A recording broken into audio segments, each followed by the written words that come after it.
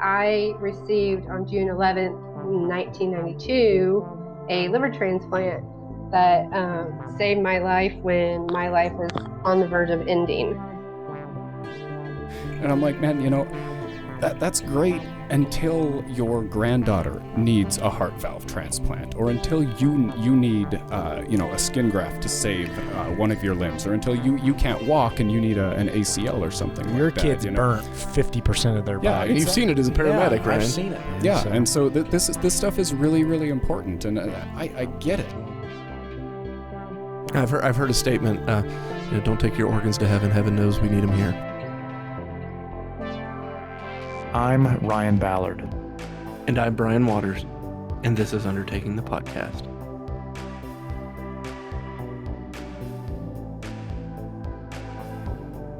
Do it.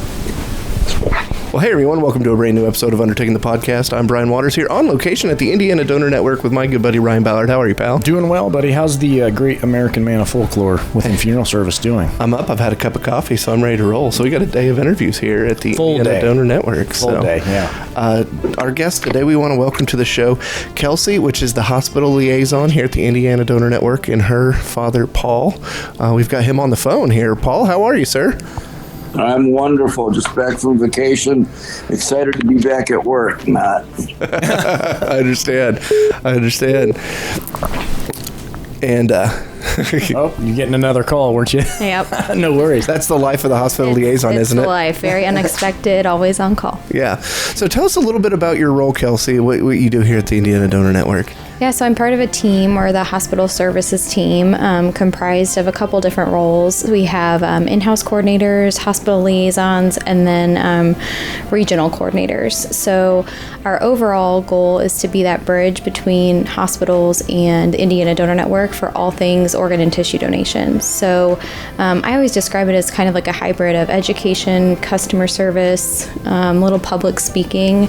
So we have key contacts that help us through the process, make sure the bedside staff is comfortable and familiar with their role in the donation process, and then also satisfying all the regulatory parts that go into the hospital, working with organ and tissue donation. Okay. I mean, in a way, it almost sounds like, with funeral homes, like folks don't know what we do unless we go out and tell them. In a way, isn't that similar with the donor network? If you're not out there engaging and talking about what is done here.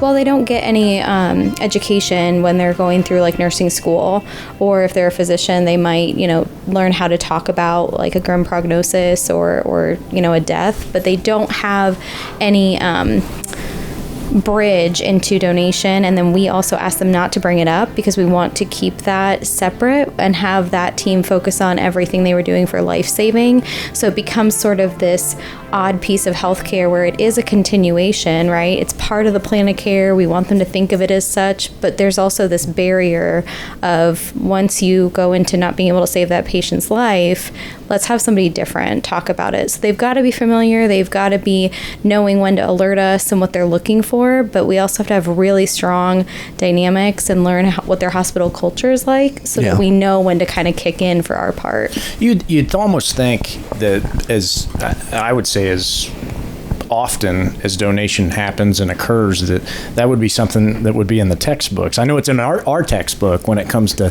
donation and doing what we can to get these loved ones in a normal, acceptable state. So it's odd to me that wouldn't be part of the curriculum. It might be like a paragraph, and they're probably still using the word harvest, which is cringeworthy. Yeah. Cringe word.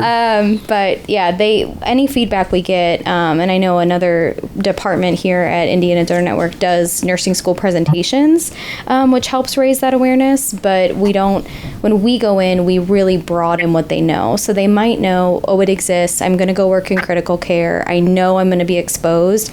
I have no idea about anything else. Yeah.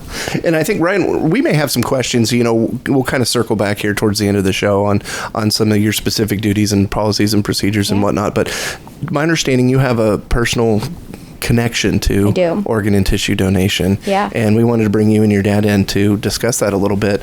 And do you want to take off, or you want Dad to go, or what do you think? Dad, do you want to tell Ken's story, or do you want me to lead it? Sure, I can. 20 months after we were blessed with the birth of our daughter Kelsey, we were blessed with the birth of our son Mackenzie. And October 14th, 1990, he was born at St. Vincent's in Indianapolis, and was it Kels 9 pounds 12 ounces or 12 pounds 9 ounces? Yeah, 9 pounds 12 ounces. So really big boy, and they suspected something was up right away, and said that he needed to be sent down to Riley. And long story short, he was diagnosed with hypoplastic left heart syndrome, which means that basically the left ventricle, for whatever reason, wasn't completely formed. Not a problem when you're inside, Mom, but a big problem when you're not, right? Yeah. So he was 13 days old and was listed for a transplant. Transplant was one of the 3 options that we were given. Remember, this was back in 1990, so transplantation was really on the cusp.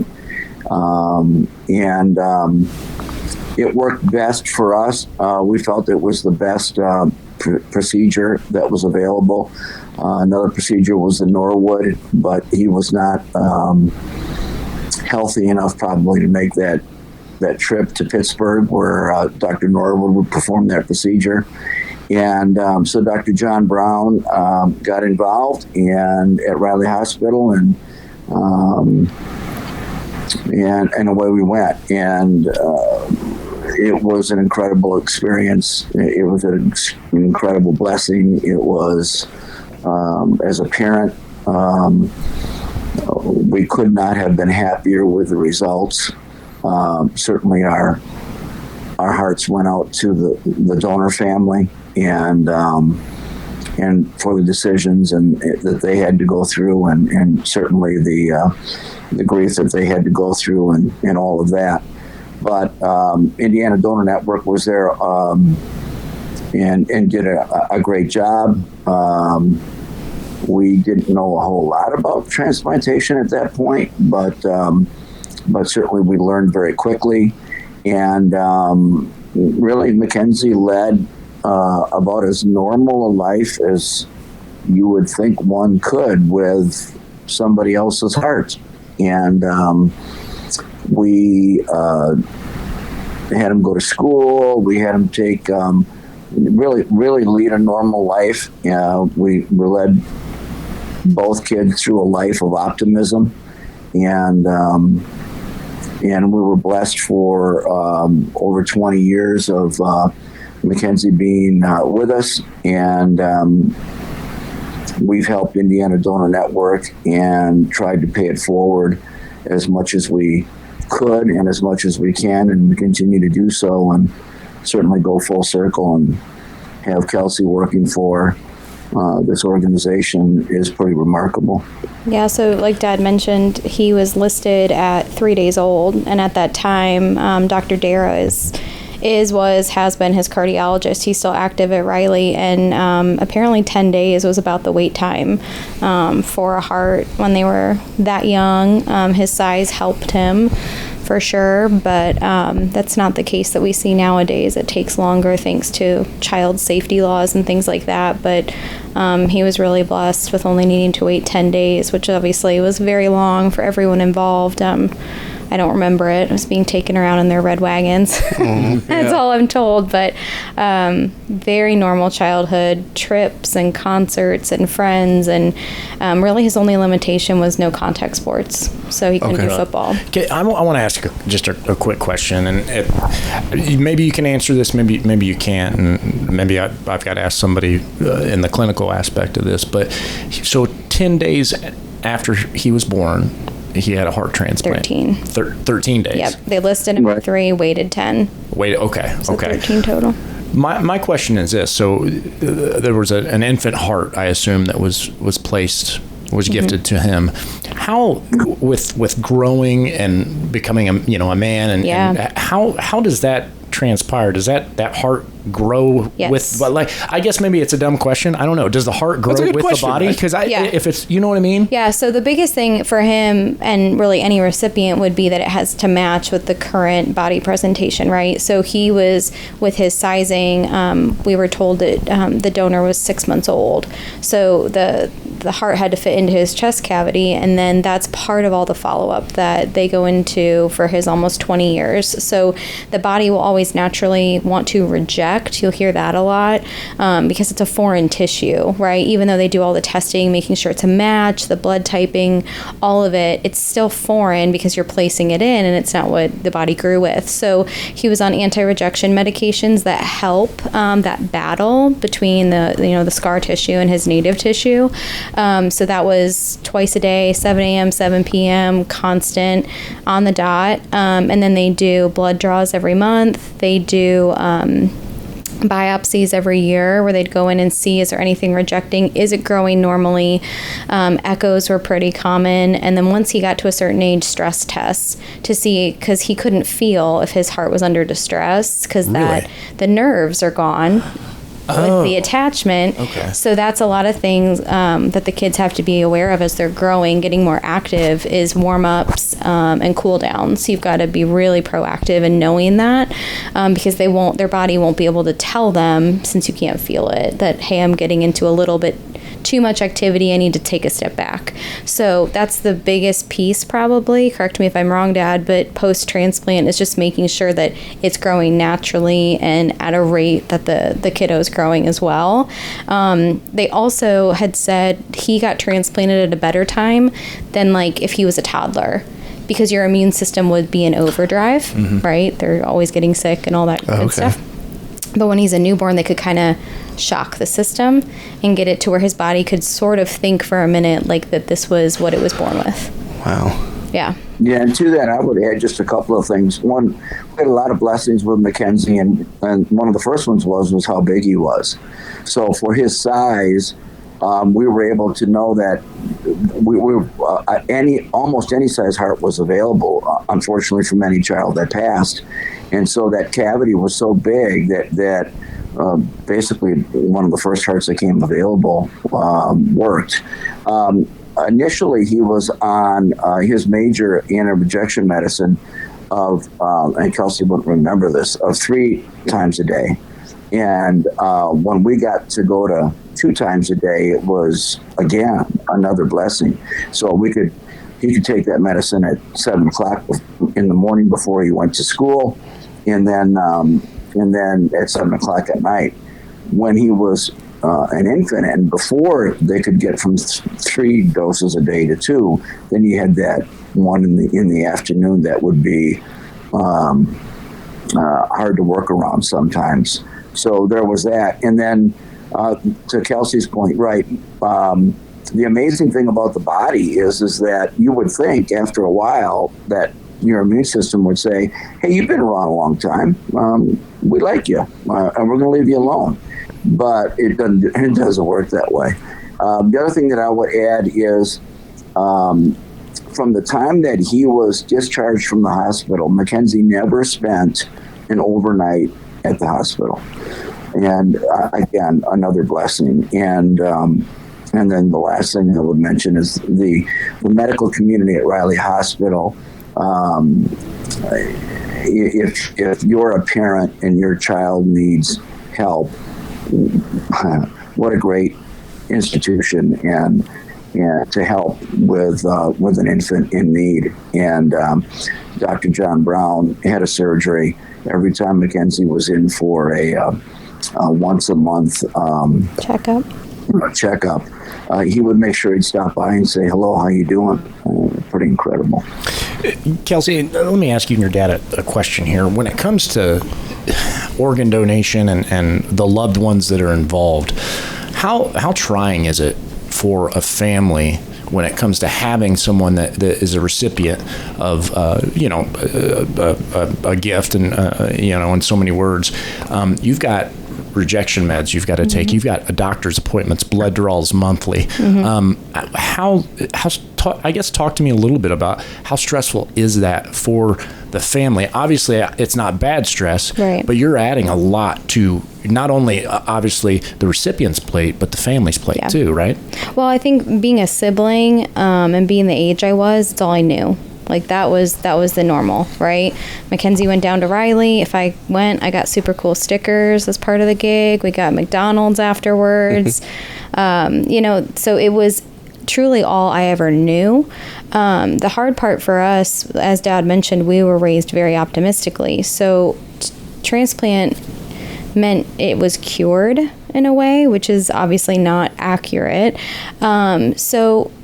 We just went to the doctor a little bit more. We had to wear masks sometimes, which is so ironic now with the pandemic. But he always had to wear a mask when he went into the hospital, and he got poked and prodded. But I think it's really easy to perfect someone after they've passed. But Mackenzie really did walk a really kind and perfect human being path, if you want to say that. He had this sense about life, almost like it was that he knew he wasn't going to live a full one, so every minute counted, as cheesy as that can sound. And I think, like I said, it's so easy for people to do once they've passed, but he just had this maturity and this know about him that he just kind of did everything as he was told, right? Yeah, I don't really love the medications. I don't love going and getting, poked and prodded or having my shirt exposed. I think it was easier that he was a male, because going through some of the side effects in teenage years and things would have been harder, like we heard from the female recipients. But we just made it part of our normal life. And I don't think that's as easy to do for everybody. I think it's harder when you get this, shock, maybe as you're going through a, quote, normal childhood, and it happens maybe teenage years. For us, it just became, this is what we do. This is how we're going to handle everything. He was a little bit guarded when it came to his friends. He did not want to be different. So that was interesting to not, Dad and I are very outspoken about, the positivity around donation and wanting to get the word out. Of course, all friends and family are registered donors because of Mackenzie. But when it came to just being one of the guys, that was harder for him because he didn't want that to be something different. Was there a lot of that? I mean, he was obviously worried about it. I mean, did he experience that, and that's the reason he felt that way? When you're young and you want to take your shirt off and play basketball, that was a self-conscious thing because he had a scar down his chest. Yep. So I think Mom used to say, I'll buy you a new Game Boy game or something like that to make it comfortable.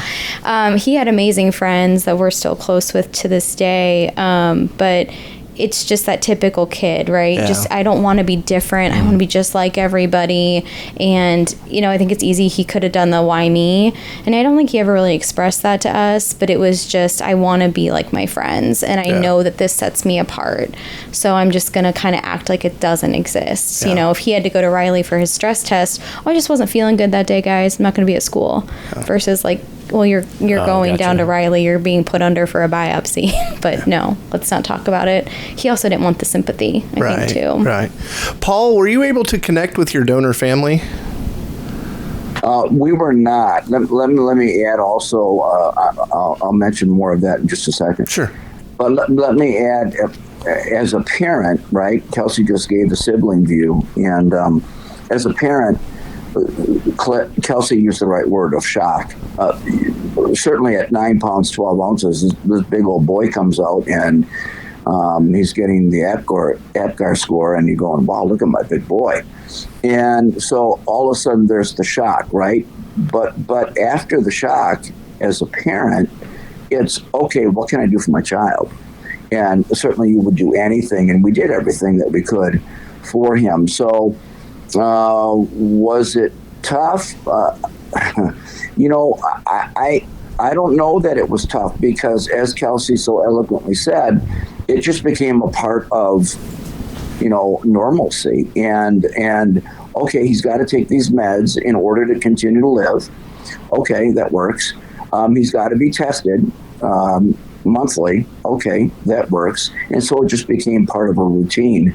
And from the standpoint of healthy, there were kids getting sick all the time around him, we would hear of so many kids out of school today or that week or whatever. Mackenzie really didn't get sick. Yeah, we always got a heads up from the school nurse. Hey, this is going around, or Yeah. I never had chicken pox as a kid. I had to get the vaccine because if I was around him, that would have been pretty detrimental. So we always knew, like, Johnny's got a cold this week. Heads up, strep might be going around.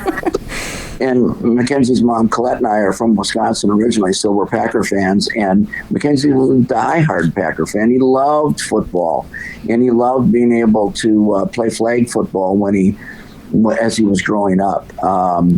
He wasn't a really big, muscular guy, so he wouldn't have played tackle football anyway, but he played every other sport and was very active in all sports and loved sports and really enjoyed the game of golf, and was great because I'd have that excuse of, hey, Colette, I can't mow the lawn right now because Mackenzie wants to go golfing. It was great. So I had that out a lot of times, and I don't think we acted like we were on borrowed time. That was part of that optimism. Because of that, we gave him and Kelsey the best life that we could as they were growing up. We took a lot of trips. We went to a lot of sporting events, a lot of concerts. I come from a big family. Fan. He was a big Lil Wayne fan. Was he really? Oh, yeah. Yeah. I come from a family of 6. Colette comes from a family of 10. Our families embraced all of it and actually still do. And so all of that led to a really, really good life. To get back to your question about did we connect, back in the day, it wasn't as openly available as it is now. I'm part of the Indiana Donor Network Council, and my heart loves to hear when people connect with their donor family. We, the kids, and Colette and I wrote a letter that was then given back to the transplant coordinator at Riley. That was then passed on to the family, and they did not respond. And that was tough. I was ready to ask that, guys. How did you feel about that?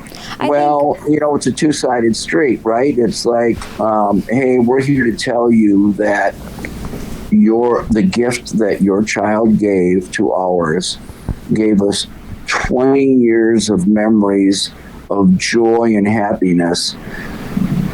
But on the other hand, your child had to pass in order for that gift to happen. Well, at that point, he hadn't passed, right? So he was doing well and alive and positive. So as a child, you're taught to just say thank you. That's the right thing to do, which is, in my mind, what we were doing. So naturally, somebody would want to respond to your kindness and acknowledge that you said thank you. And now being in this field and having lost Mackenzie, and I'm not a parent, but that's got to be hard, right? Like playing that, you made this huge selfless decision you gave, but why didn't you get yours? Why couldn't yours have stayed? Why did somebody else have this opportunity where there was an option that their child could be saved? So, coming from, I think I was all of 12 at the time, it was sad, and you had this curiosity, who was this baby and what happened and who are they and what made them say yes, and I think you still have those to this day. Now that he's not here, I understand why they wouldn't want to meet us, because it's like another loss, I would imagine, to know that he's not around anymore.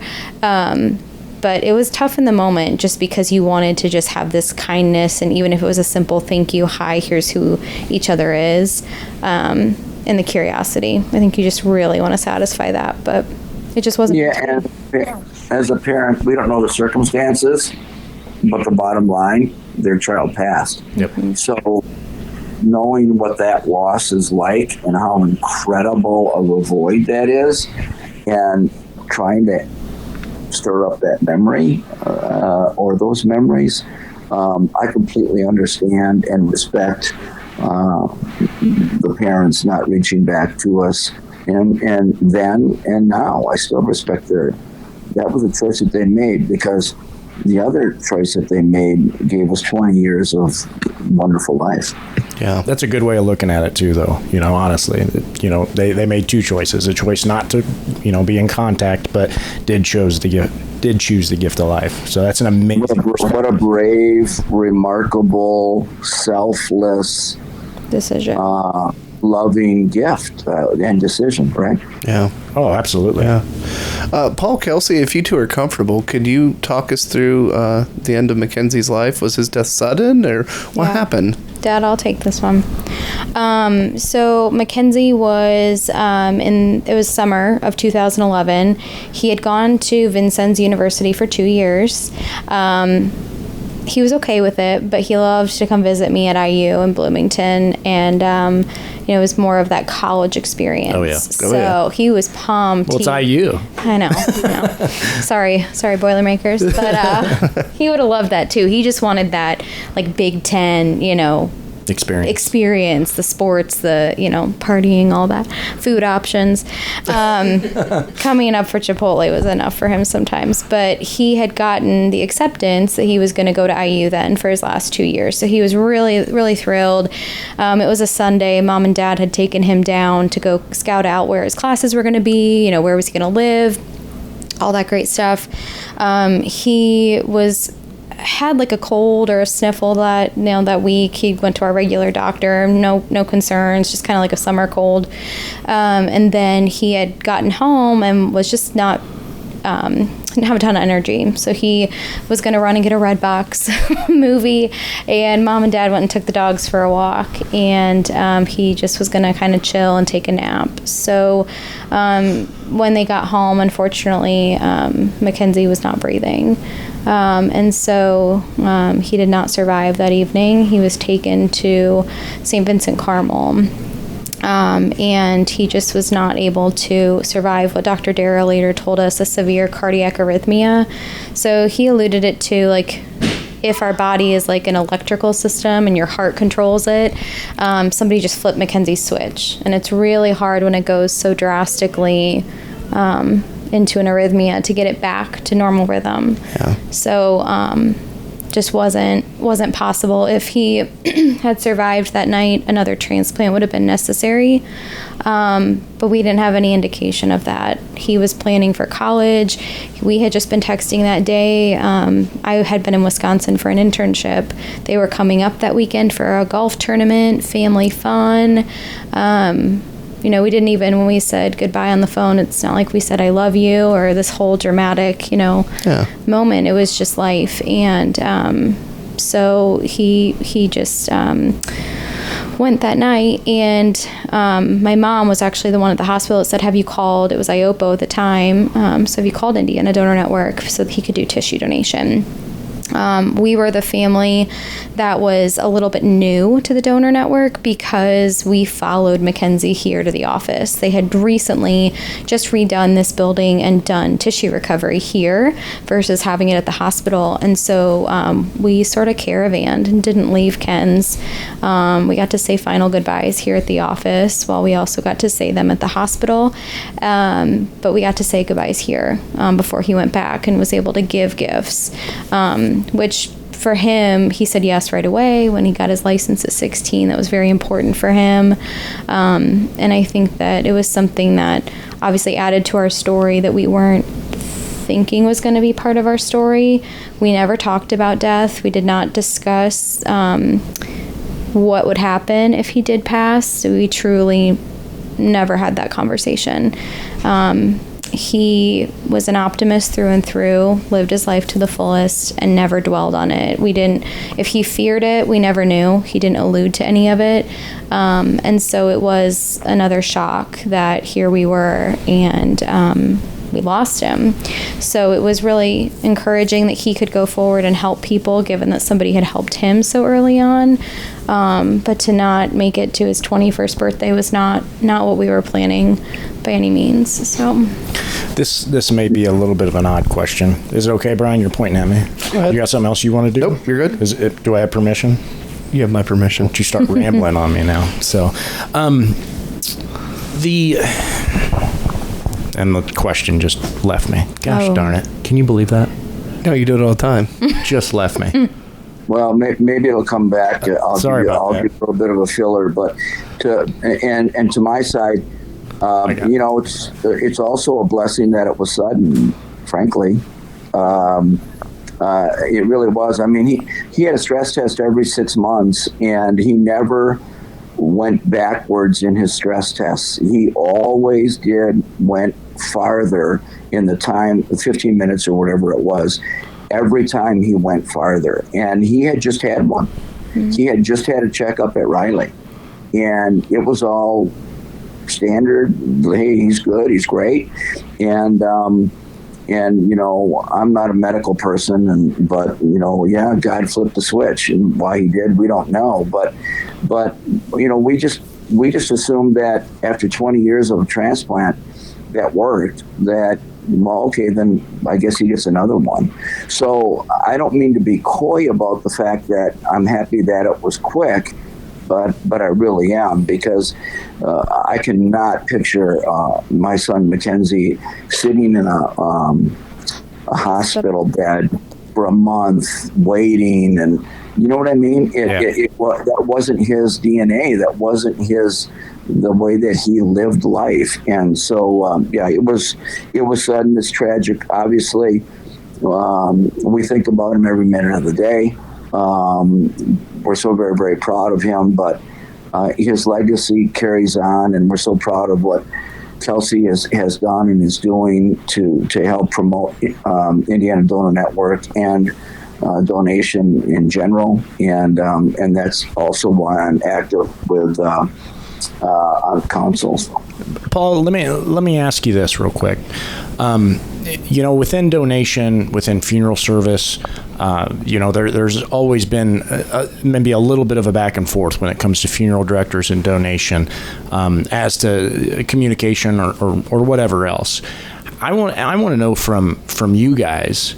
You guys sat in this arrangements room, you know what I mean? And you don't have to give details from a standpoint of, you know, the firm or anything like that, but talk to me about your experience, I guess, with the funeral home and donation. Was it, I don't want to say pleasant, but was it an experience that everybody was okay with because of the situation? I mean, you didn't have anything negative that came out of that, did you? No, we didn't. I think I would have been a memorable family member, putting it politely.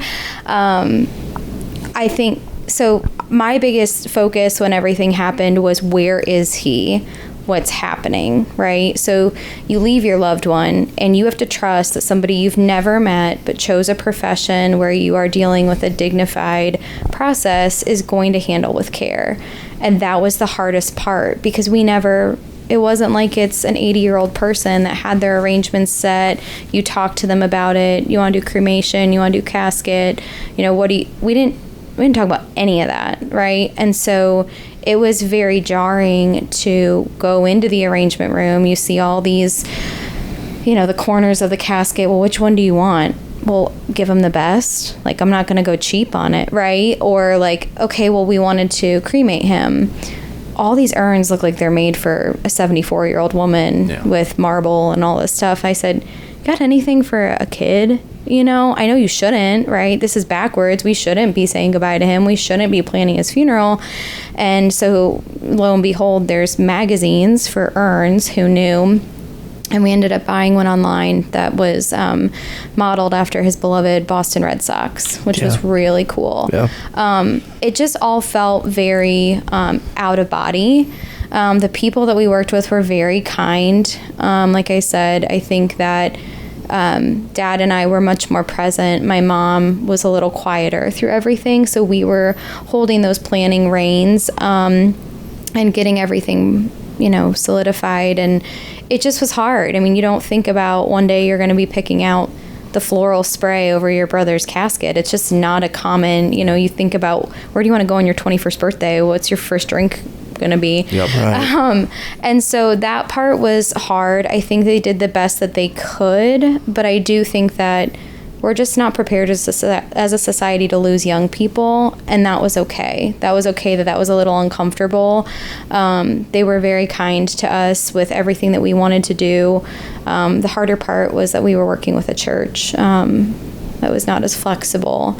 But from a funeral arrangement standpoint, I think it's just hard from not ever thinking you're going to be there to actually having to focus on it, think about all these things, and just the logistics that go behind it. Like, I think people don't recognize all the phone calls you're going to get, these decisions you have to make, you know, who's signing the death certificate, who's going to transport him, and, you know, hey, heads up, the ashes are ready, you can go pick them up. I mean, it was like, okay, the three of us are going to go get his ashes and then go to dinner after. Like, it's an odd situation. It's very odd. And, you know, I'm comfortable talking about it just because of now being in this role. And I feel like we need to be honest about as much as we can, because if we can prepare anybody for that, you know, it's not insensitive to it. It's not disrespecting Mackenzie by any means, but it's just, this is what we dealt with, and be prepared, right? Like, it's kind of like when other people suffered a loss after, they would come to us and say, what can we do? So we went through the, you know, hey, don't say this, you know, don't let them know it's going to be okay, because it's not. And, well, what can we bring? And they would laugh, and I'd say, bring toilet paper to their house. And they're like, well, shouldn't I bring like a casserole or something? I'm like, yeah, but everyone's bringing food and everyone's hanging out at their house. Wow. And maybe that was the day they were supposed to go like get all their groceries. You know, just things like that. We've just learned a lot about what to help people with, you know, in the tidbits. But I would say overall we had a pleasant experience for something that's not pleasant to go through. Right. But we were also very honest with everything. Yeah, my response to that question, going back to that time, it's not, you can imagine, it's not a time that I go back to often, but as I go back there right now, to Kelsey's point about Colette, I mean, I've said this a million times, I'll say it a million more. The love that a mother has for their children is uncomparable, untouchable. As a dad, I love my kids dearly, but as a mother, oh my goodness gracious. So Kelsey and I were involved with a lot of the back and forth and those kinds of things, and I don't remember anything negative from the funeral home standpoint and how they helped us. And what I do remember is I remember family members helping us, Kelsey, like Aunt Maureen calling about the flowers and, hey, I'll pick the flowers out, and those kinds of things. And then to Kelsey's point, we are blessed with a support system of big families and great friends, and who really are now part of our family. And the support that we got at that time and that we still have today is absolutely incredible. But no, to go back and answer your question, there was nothing negative. It was very helpful. Choices were given to us. Options were given to us. We hadn't really thought about that moment, obviously. And then to be hit with it very suddenly, I can't imagine being a funeral director or someone who's trying to help in that regard. I can't imagine being in that position. But what I do remember is it was all positive, and obviously we got through it. So yeah. That's good to hear, Paul. That really is. One thing I did want to point out, because Kelsey used a trigger word for me early on, and we can't ever say no to casseroles. I definitely want to point that out to you.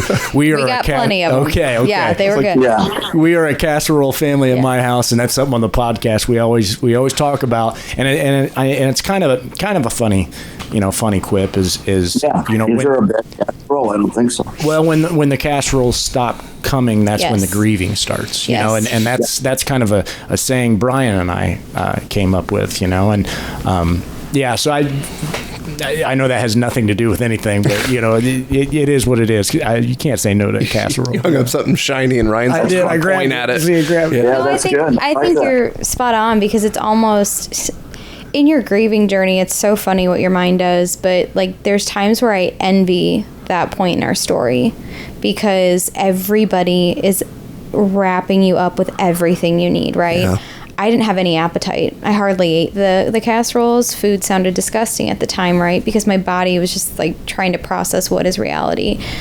But then when they stop is when you want them, right? And Dad said we're very blessed. We have what we've learned more than the average. People have stuck around longer. They have embraced us. They, on the death date, on his birth date, all these times we hear from people, and a lot of grieving families aren't as fortunate, so we don't take it for granted, but it's hard. I mean, that week after he passed, people were there constantly. Food showed up, laundry got done, the dogs got walked. I mean, if you didn't want to sleep alone, someone would come camp out with you, and it just showed you like how we should all treat each other at all times, not just when you're going through the loss of a loved one.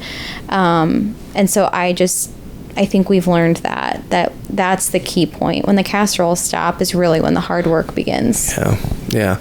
I mean, thank you both for sitting down, chatting with us, and going through, kind of a barrage of questions there. But for funeral directors like Ryan and I mean, we try to break out of our bubble and try to learn from someone who's got a different perspective than us, because we're kind of on an island and we only see what we see. And funeral directors are really good about arguing with each other, and they get rather pedantic over what's important and what and it's never us that are the judge of what's important. It's always the family that comes in. But we've got to do our best to guide them and say, hey, think about this has worked for other families, and that's why we have this show and ask these questions. So I want to thank you both. Ryan? Well, I wouldn't want you rambling. Well, if I can, guys, Brian and Ryan, I really appreciate what you do and what you're doing. I say this to a lot of people, and I say it a lot to parents who are grieving or anybody who's grieving. We openly talk about and bring Mackenzie up very often, as do our family members and as do our friends. We have shared with everyone in our circle that it's okay to talk about Mackenzie, and we might cry, but it's okay. And we would rather that you talk about him than not talk about him. And then from a grieving standpoint, we early on were given advice of if you're going to go to a grieving kind of class or group, select the group that is more attuned to your situation. In other words, your relationship. Our relationship. We went to parents who lost a child. Not appropriate for what Kelsey would go to, right? But Kelsey would go to one for who's lost a sibling. And then the other thing is probably not so early on when someone has just passed. But down the road a little bit, just be open to signs. And there's a song that resonates with us, Good Life, that was really popular at the time that Mackenzie passed. And it isn't played on the radio so much. You don't hear it so often anymore. But when you do, we just say, "Hi, Kens, how you doing?" So those are things that I try to share with as many people as I possibly can.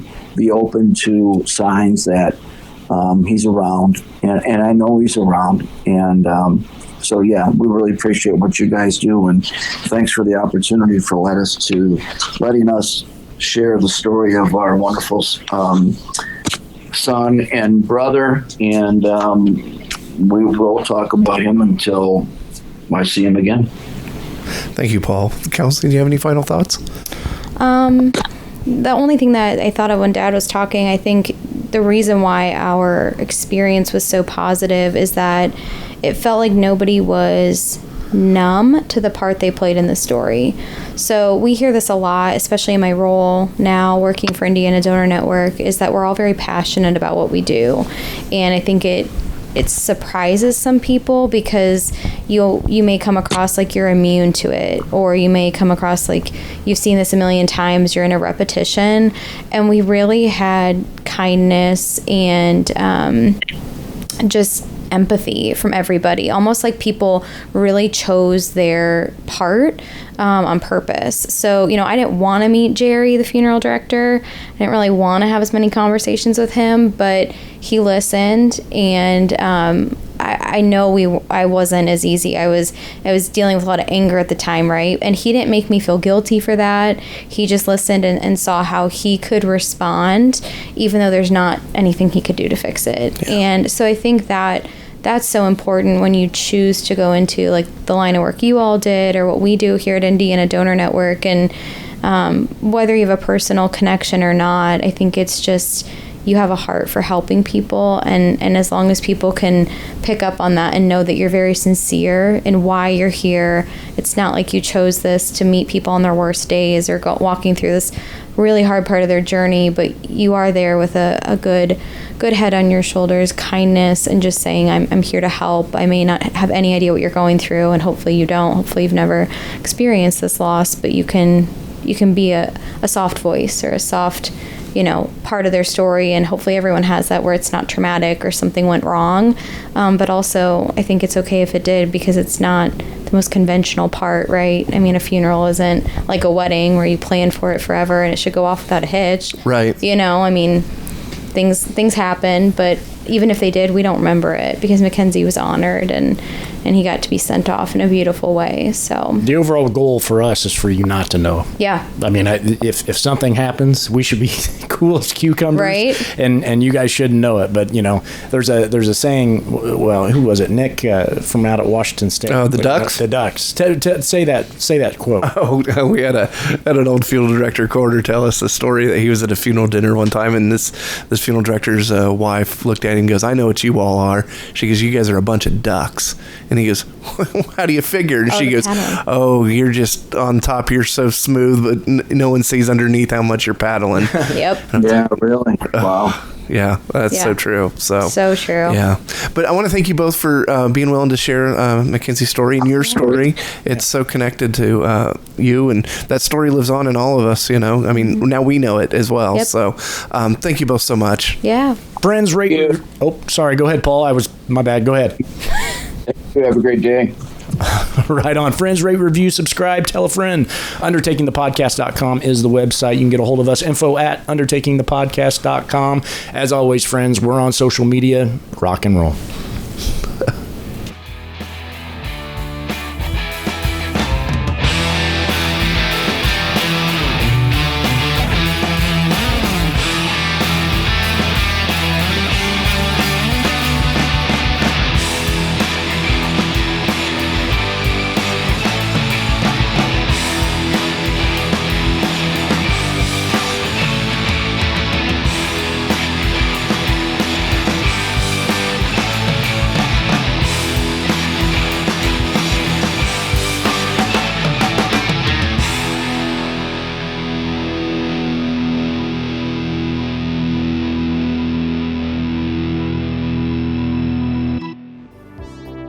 Undertaking the Podcast is brought to you by Indiana Donor Network. As funeral professionals, we offer comfort and support to our communities during times of grief by going above and beyond to honor the legacies of their fallen loved ones. Every year, thousands of people leave behind the ultimate legacy through their gifts of organ, tissue, and eye donation. The loved ones of these donors often describe donation as a bright light during their dark times. We, as funeral directors, can further support families and honor their life-saving legacies of their loved ones by partnering with our local organ procurement organizations. For example, our OPO, Indiana Donor Network, has a funeral home partnership program. It's easy to sign up and comes with amazing benefits, including donate life supplies to display during a donor's funeral service. If you're a funeral director in Indiana, check out Indiana Donor Network's Funeral Home Partnership Program at indianadonornetwork.org/funeral directors. If you're outside of Indiana, we highly encourage our listeners to connect with your OPO and find new ways to celebrate the gift of life with those who we serve.